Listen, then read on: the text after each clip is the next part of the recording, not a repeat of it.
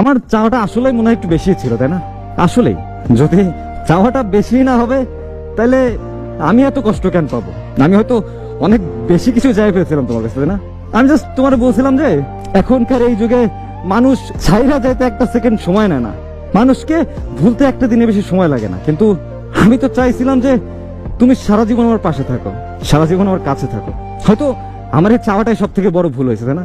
ফ্যামিলির প্রবলেম, টাকার সমস্যা, বন্ধু বান্ধবের থেকে কষ্ট, সবই ছিল লাইফে।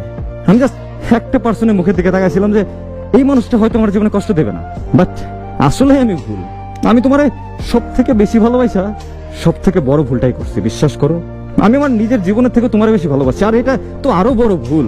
কারণ আমি হয়তো বুঝাই উঠতে পারি যারাই তুমি সব থেকে বেশি ভালোবাসবা সেই মানুষটা একটা সময় চলে যাবে, সেই মানুষটাই একটা সময় কষ্ট দিবে। এই জিনিসটা বুঝে উঠতে পারিনি।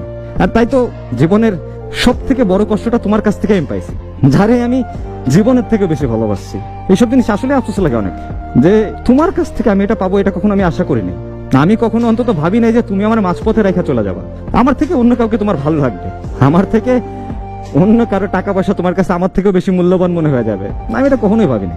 আমি, বিশ্বাস করো, আমি সবসময় একটা জিনিস ভাবতাম যে তুমি অন্তত 8-10টা মেয়ের মতো না, তুমি হয়তো একটু অন্যরকম, একটু হইলেও তুমি অন্যরকম। কিন্তু আসলে আমি ভুল ছিলাম।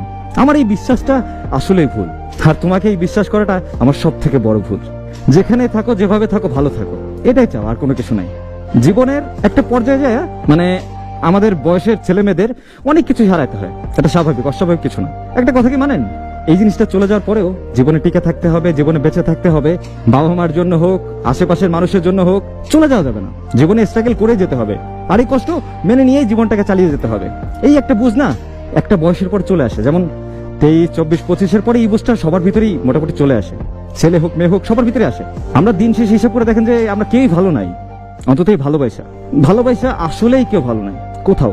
হয়তো খুব কম মানুষই আছে ভালো, ভালোবাসা খুব কম মানুষ, খুব কম। কিন্তু ওই কম মানুষের সংখ্যার ভিতরে আমাদের নামটা যোগ হলো না, এটা আমাদের কপাল, তাছাড়া কিছু নাই। আর সামনের মানুষটাকে যে ভালোবাসছি এই ভুল ডিসিশনের জন্য, এটাই জাস্ট, আর কিছু না। তবুও আমরা এই পেন থেকে না সহজে বের হতে পারি না। বাট একটা সময় জিনিসটা অভ্যাস হয়ে যায়, কষ্টগুলো নিতে নিতে একটা সময় মনে হয় যে এটা আমার শরীরের সাথে জড়িত, এটা বাইরে কিছুই না, এটা স্বাভাবিক। ততক্ষণ পর্যন্ত একটু পেন লাগে, কষ্ট লাগে।